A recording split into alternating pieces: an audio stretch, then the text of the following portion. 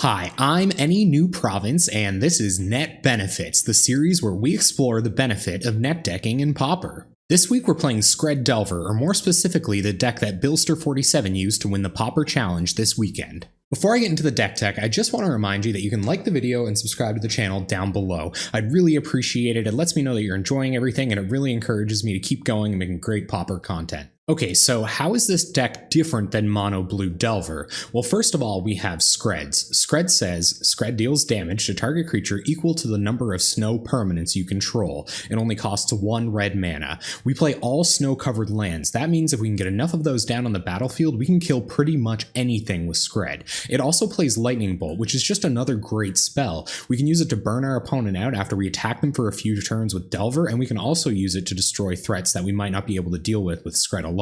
Something that I found strange about the Mono Blue Delver lists that have been performing well in the Pauper Challenge recently is that they aren't all running 4 copies of Ninja of the Deep Hours. There's definitely a lot of defensible reasons for not having Ninja of the Deep Hours in your deck, but I'm really excited that Billster47 decided to play them. It means that I get to play them in this deck, and I'm really excited to do that. Ninja of the Deep Hours says, Ninjutsu 2, return an unblocked attacker you control to hand. Put this card onto the battlefield from your hand tapped and attacking. Whenever Ninja of the Deep Hours deals combat damage to a player, you may draw a card. This can turn into a value engine really quickly. It maybe even draws you an extra card every turn. What's more than that is that we can pick up a Spell Stutter Sprite or a Fairy Miscreant so that we can counter another spell or draw another card. Another interesting change for this deck over Mono Blue Delver is that it runs Exclude to kind of buff up its interaction package even more.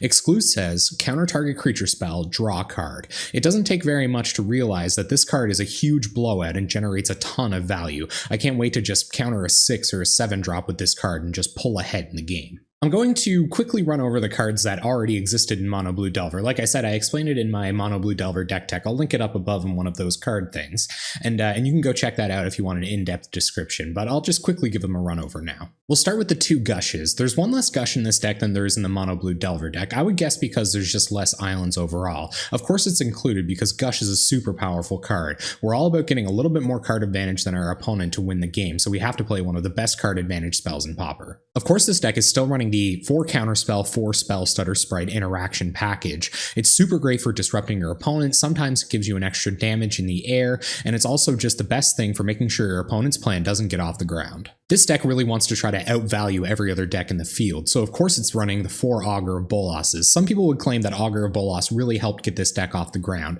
It can reach in and get your lightning bolts, your Skreds, more of your card filtering. It's just all around a great body. This deck is still jam-packed with value in the 1 blue mana slot. We of course have the namesake card Delver of Secrets, the 1 mana 1/1 that flips into a flying 3/2.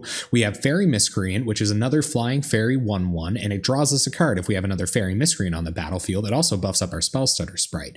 We have 4 Ponders. These are going to rearrange our cards, find us the threat or the answer that we need at exactly the right time, and we have 4 Preordains for scrying or drawing a card. These last 2 cards, as I mentioned in my other deck tech, really help get Delver of Secrets flipped exactly when we need it to be as well. The mana base for this deck is obviously going to look a little bit different than the Mono Blue mana base. We have 4 Ash Barrens for fetching up our snow mountains. We have 9 snow-covered islands. We still want an untapped blue source on turn 1, so that's why we have the 9 snow-covered basics here. We have 2 snow-covered mountains, which always seemed a little bit low to me, but I guess if Billster47 can win a tournament with it, 2 snow-covered mountains must be enough. We have 3 Terramorphic Expanses. I think this is for a little extra mana fixing, and maybe we need a shuffle effect for our Ponders as well. Okay, let's have a look at this sideboard. We have 1 Dispel for when our counterspells or Spell Stutter Sprites might be a little bit too slow. We have 3 Hydroblasts for dealing with just about any red card. I'm thinking Burn, Atog Fling, maybe some Izzet Blitz stuff.